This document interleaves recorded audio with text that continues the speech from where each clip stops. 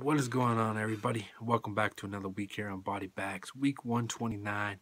I'm the Tuesday reviewer, Andy, aka the Retro Slasher.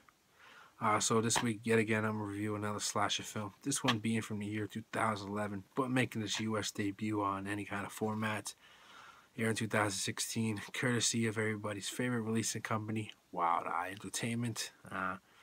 It's a slasher film straight out of country Norway, and it goes by the title The Thrill of the Kill. Some pretty fucking dope cover art, if I don't say myself. Really reminiscent of like pieces and whatnot. Dope cover art though, as most of Wild Eye releasings have good cover art, but as the films themselves, they're pretty hit and miss. So let's see if this one's a hit or a miss. So as we always do first, let's get into the plot of this. I'm gonna do my best here, making up my own on the fly because the one on the back really doesn't explain anything about the film at all. So what can you do? So essentially, this film is about a young teenage girl, probably being around the age 17, 18 years old. She gets into like this huge argument and fight with her mom, which leads to her running away from home. She ends up in like this wooded area, stumbles across this man in the woods that eventually ends up kidnapping and abducting her, bringing him back to his cabin, which he's done to a handful of other girls. Yeah, and where in his cabin is there where he does all these fucked up acts to these girls, messed up things, makes them do all these weird, crazy, fucked up things, man. And it's essentially about this young girl trying to survive being captured by this man in the woods. Yeah. So moving on from the plot, of course, let's get into some actual thoughts and see whether or not about this film I liked or disliked. So the first thing you notice right away is this film's made super low budget. Most Wild Eye releasings are pretty low budget filming, but you can tell from right away how much money this film had. Not a lot at all. Which is not necessarily a bad thing, but leading off that, let's head into the acting. The acting in this film is super terrible, man.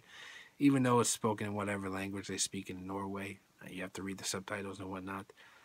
You could just tell the acting's bad, man. Just their reaction time and their reactions to certain things and the facial expressions and just the way they're acting, it's super bad, man. To go along with that, the character development, especially for the girls in the film, like super bad character development. When you have these low budget films, slasher and non-slasher, if you don't have good character development, it just makes the acting so much worse. Because good character development can easily cover up bad acting, but when you have both bad acting and no character development, you equal for a hot mess there. But I must say myself that the killer, he has a pretty cool development to him. It's like stories told by these flashbacks throughout the film of why he was leading him up to being the man that he is now, involving like his parents, him, and being a younger kid. It's pretty cool. I guess he has some decent character development. Nothing great or anything, but at least it adds a little reasoning behind why he's doing what he's doing, and it's just not random. But yeah, bad development for the girls, cool development for the guy, the killer. It's kind of the opposites, I suppose.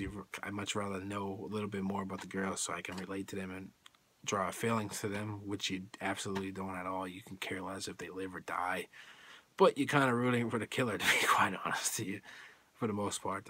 Yeah. So moving on from that, let's get into the actual kills and whatnot. The kills in this film are not super amazing at all. They're actually more just kind of fucked up and mean spirited, but they're just generic kills. The more of the torturing what he does in this film, it's pretty fucking good. I guess it's kind of awkward saying that. He does some really fucked up things to these girls, man. Involving sexual acts and forcing them to do certain things, which is really extremely mean. I'm not the biggest fan of like rape and whatnot, but it kind of works in this film, I suppose. Like, yeah, what I don't really know how to explain it without making me sound like a fucking weirdo. Yeah, so the kills itself, generic. The torturing is a little better than the actual kills. The body count is just not extremely high. I think it's probably like 6 or 7 on-screen kills, which is a decent body count. Now, getting into the effects to go along with those kills, surprisingly, the effects are pretty good in this film. Not like anything mind-blowing great or Tom Savini level effects, but didn't really mind it at all. Pretty well done. There's a good amount of gore and blood and whatnot in this film. Kind of works, makes the film a little bit better, to be quite honest with you, knowing that it has some decent effects with the lackluster kills. I thought the effects were fine. That's pretty much it about that. Now, I really don't know what else to say about this film. It's kind of like a unique, different slasher film. So my overall rating on this film kind of hinders to the bad acting and the bad character development and lack of story behind certain characters and whatnot. So if I had to rate this film overall, I'd be quite honest with you, it's entertaining. It's kind of fun to laugh at, but on some serious note, it's a pretty poorly made film, and it's not good at all. So if I had to rate it, I'd give it a rating 3.5 out of 10. Yeah, some funny laugh out loud moments, but not a well-made film. So this has been my review of The Thrill of the Kill. Hope you guys enjoy. Check it out at your own risk. I'm the Retro Slasher. See you guys on week 130 with a brand new review.